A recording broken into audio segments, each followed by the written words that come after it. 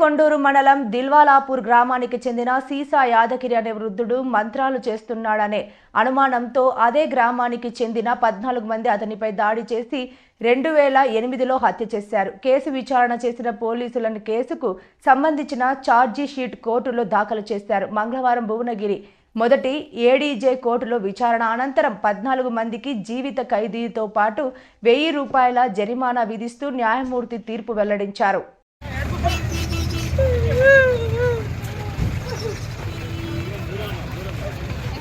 Okay,